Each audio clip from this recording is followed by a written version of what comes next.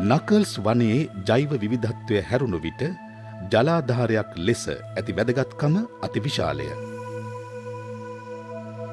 තෙල්ගමු ඔය, හසලක ඔය, හුළුගඟ, හීංගඟ,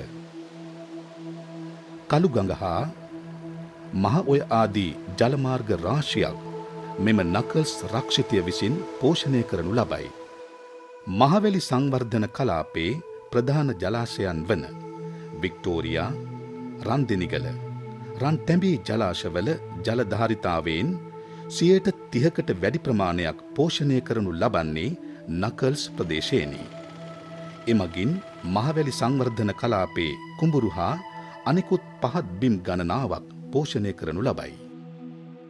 නකල්ස් රක්ෂිතය වටා පිහිටි පරිවාරික කලාපයේ හා අභ්‍යන්තරයේ පිහිටි ගම්මාන සංඛ්‍යාව 40ක් පමණ වේ. ඒවා අතරින් මීමුරේ, රණමුරේ, කයිකාවල,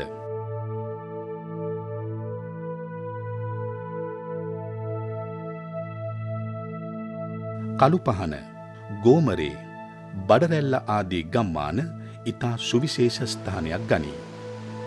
සාම්ප්‍රදායික ලෙස ගොමමැටි පිරිමැද සකස් කළ එකිනෙකට සමීපව පිහිටි ගෙවල් මණ්ඩිද, ගල්වැටි තාපවලින් වෙන් වූ පුද්ගලික ඉඩම්ද මෙම ගම්මානවල දක්නට ලැබෙන ඉතා වැදගත් සමාජීය ලක්ෂණ වේ.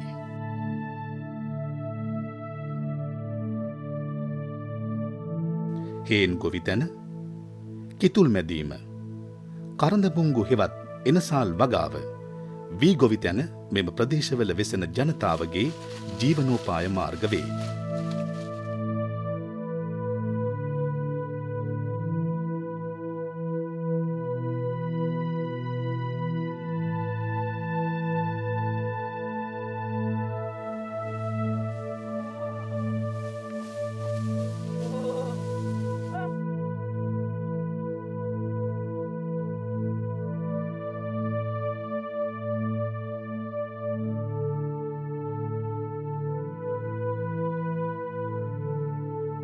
මාර්ග පහසුකම් හෝ ප්‍රවාහන පහසුකම් නොමැති මෙම ගම්මානවල සැතපුම් ගණන් පාගමනින් යාමට සිදුවන මේ ගම්වැසියන්ට තවමත් තම බඩු භාණ්ඩ ප්‍රවාහනය කර ගැනීමට සිදුව ඇත්තේ තවලම් මගිනි.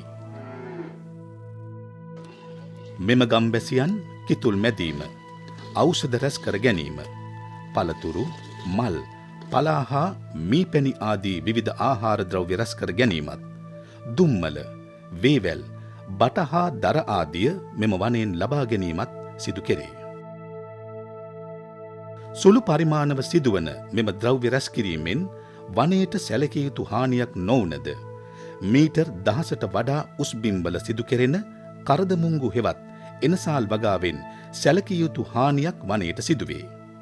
එබැවින් වන සංරක්ෂණ දෙපාර්තමේන්තුව විසින් 2002 වසරෙන් පසු එම උස් බිම්වල කරදමුංගු වගාව තහනම් කොට ඇත.